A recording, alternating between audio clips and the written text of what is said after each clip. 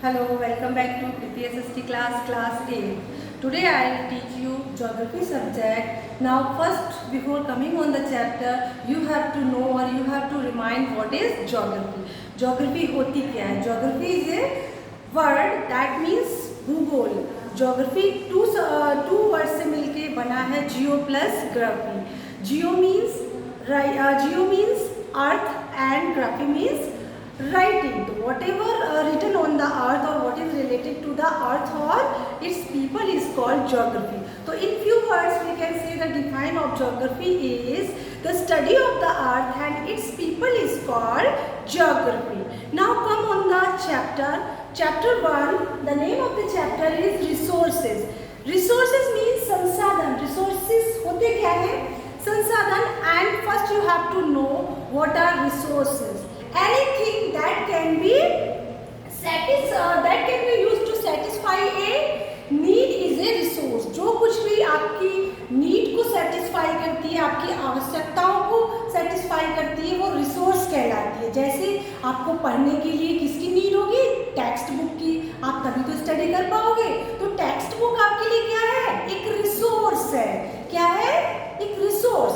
ऐसे ही बहुत सारी चीजें. अब आपको भूख लगती है तो भूख को सेटिस्फाई करने के लिए आप लोग क्या करते हो? खाना खाते हो.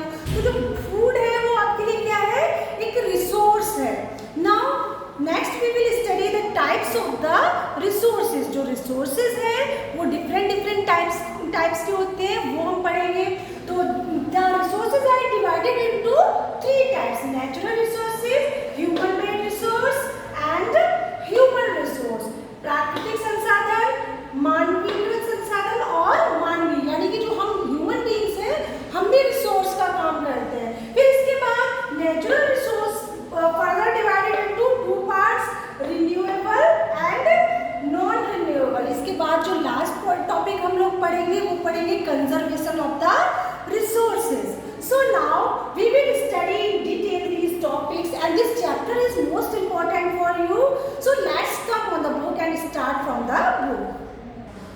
Yes, now your chapter name is resources. First the story of Mona. First there is conversation between Mona and Raju is given. Then many important things are given. We will discuss in detail. Mona and Raju were helping Amma to clean their house. जो मोना और राजू है वो अपनी अम्मा की अपने घर को क्लीन करने में हेल्प करते हैं. Look at all these things: clothes, utensils, food grains, combs, this bottle of honey, books. Each of these has a use. यानी कि जो ये सारी चीज़ें दिखाई दे रही हैं जो वो क्लीनिंग कर रहे हैं अपने हाउस की, तो उसमें बहुत सारे clothes, utensil, food grain, com और बॉटल ऑफ हनी, बुक्स वगैरह दिखाई दे रही हैं. ये सब क्या है? इन सब का यूज़ है. These all things are useful. Said Mona कहती है ये सारी चीज़ें क्या है? यूजफुल है. That is why they are important. और इसी कारण से ये इम्पॉर्टेंट है. सैड अम्मा ने कहा ये यूजफुल है तभी तो हमारे लिए इम्पॉर्टेंट है. These are resources. What is resource? ये सारे रिसोर्स है. What is resource was Raju's question to Amma. अब राजू अपनी अम्मा से क्वेश्चन कर रहा है कि रिसोर्सेज होते क्या है, इनका क्या मतलब है? Anything that can be use to satisfy a need is a resource. जो कुछ भी हमें अपनी आवश्यकताओं को पूरा करने के लिए, सेटिस्फाई करने के लिए जिन चीज़ों की ज़रूरत होती है वो रिसोर्स या संसाधन कहलाते हैं. रिप्लाइड अम्मा उनको रिप्लाई देती है.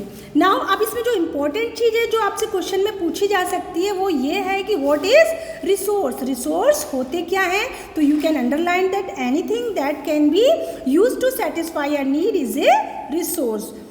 Now replied Amma, look around you and observe. You will be able to identify many types of resources. आप अपने आसपास देखिए, आपको कई तरीके के रिसोर्सेज देखने को मिलेंगे. The water you drink when you are thirsty, the electricity you use in your house, the rickshaw you use to get home from school, the textbook you use to study are all resources. अब आपको जब प्यास लगती है तो आप पानी पीते हो, भूख लगती है तो खाना खाते हो, और आपके घर में इलेक्ट्रिसिटी का भी यूज़ होता है. आपको कहीं जाना होता है स्कूल वगैरह तो आप रिक्शा यूज़ करते हो. स्टडी के लिए आप लोग टेक्स्ट बुक का यूज़ करते हो. तो ये सारी चीज़ें जो हमारे लिए यूज़फुल हैं वो सारी रिसोर्स कहलाती हैं. Your father has prepared a tasty snack for you, the fresh vegetable he has used are also a resource. आपके फादर आपके लिए कोई टेस्टी स्नैक बनाते हैं, कुछ नाश्ता बनाते हैं, तो उसमें फ्रेश वेजिटेबल का यूज़ करते हैं, तो वो भी आपके लिए जो वेजिटेबल यूज़ किए फादर ने, तो वो भी क्या है, आपके लिए एक रिसोर्स है। Now water, electricity, rickshaw, vegetable and text book have something in common. इनमें कुछ ना कुछ कॉमन है और ये सारे ही रिसोर्स कहलाते हैं। They have all been use to you so they have utility. क्योंकि ये सारे ही आपके लिए ज़रूरी है तो इनका कुछ ना कुछ यूटिलाइज है। यूटिलिटी मीन्स उपयोग है। यूटिलिटी और usability is what makes an object और सब्सटेंसेस आर रिसोर्स। और इनकी उपयोगिता के कारण ही इनका इम्पोर्टेंस होता है एज ए रिसोर्स।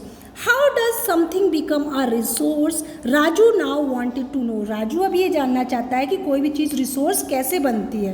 अम्मा told the children that things become resources only when they have a value. कोई भी चीज़ तभी रिसोर्स बनती है जब उसकी वैल्यू होती है। अगर वैल्यू नहीं है तो यानी कि जो वैल्यू है वो भी किसी भी रिसोर्स के लिए ज़रूरी होती है। अगर किसी चीज़ की वैल्यू नहीं है तो आपके लिए वो रिसोर्स नहीं होगा, यूज़फुल नहीं होगा। इट्स यूज़ और utility gives it A value. अब इसकी जो यूटिलिटी है वो इसको वैल्यू प्रदान करता है, मूल्य प्रदान करता है। और रिसोर्सेज हैव सम वैल्यू। सभी रिसोर्सेज की कुछ ना कुछ वैल्यू होती है। सैड अम्मा, अम्मा उनको बताती है। Now value. अब वैल्यू क्या होती है? Value means worth. What is the meaning of value? Worth, कीमत, किसी भी चीज़ का मूल्य या कीमत। यानी कि some resources have economic value, some do not. यानी कुछ चीज़ों की तो आर्थिक वैल्यू होती है, आर्थिक जो वर्थ होता है आर्थिक इकोनॉमिक वैल्यू होती है, जबकि कुछ की नहीं होती है economic value. For example metals may have an economic value, a beautiful landscape may not. जो मेटल्स होती हैं उनकी तो वैल्यू हो सकती है, जबकि जो ब्यूटीफुल लैंडस्केप या ब्यूटीफुल जो नज़ारा है या ब्यूटीफुल जो सीनरी है उसकी वैल्यू नहीं हो सकती है। But both are important and satisfy human need. दोनों ही इम्पोर्टेंट हैं और ह्यूमन नीड को सेटिस्फाई करती हैं। Now, some resources can become economically valuable with time. कुछ रिसोर्सेज जो है वो समय के साथ साथ हमारे लिए इकोनॉमिकल वैल्यूएबल हो जाते हैं, मतलब आर्थिक रूप से उनकी वैल्यू हो जाती है। जैसे जैसे टाइम चेंज होता जाता है वैसे उनकी इकोनॉमिक वैल्यू बढ़ जाती है। Your grandfather's home remedies have no commercial value today. आज आपके जो योर ग्रैंड मदर्स होम, जो आपकी ग्रैंड मदर की जो रेमेडीज़ हैं या जो वो उपचार करती हैं उनका कोई कॉमर्शियल वैल्यू नहीं है, लेकिन वैल्यू तो है। हालांकि उनसे कोई ज़्यादा लाभ नहीं है। जैसे जो भी रेमेडीज़ वो यूज़ करती हैं, आपका हेडेक हो जाता है, स्टमक पेन हो जाता है तो हींग वगैरह यूज़ करती हैं। तो ये सब क्या है? रेमेडीज़ जो आपकी ग्रैंड मदर यूज़ करती हैं without any commercial value. Commercial value नहीं है। But if they are patented and sold by medical firm tomorrow they could become economically valuable. लेकिन अगर यही चीज़ें इनको पेटेंट प्रदान किया जाए तो इनका इकोनॉमिकली वैल्यू हो जाएगी। यानी कि जैसे इनको पेटेंट का मतलब होता है राइट, कोई अधिकार की इस चीज़ की कोई नकल नहीं कर सकता है, ये आपकी ग्रैंड मदर के द्वारा खुद ने बनाई है। तो इस प्रकार से अगर इनको पेटेंट दे दिया जाए तो इनकी वैल्यू हो जाएगी, इकोनॉमिकली वैल्यू हो जाएगी। Next page we will discuss in next video.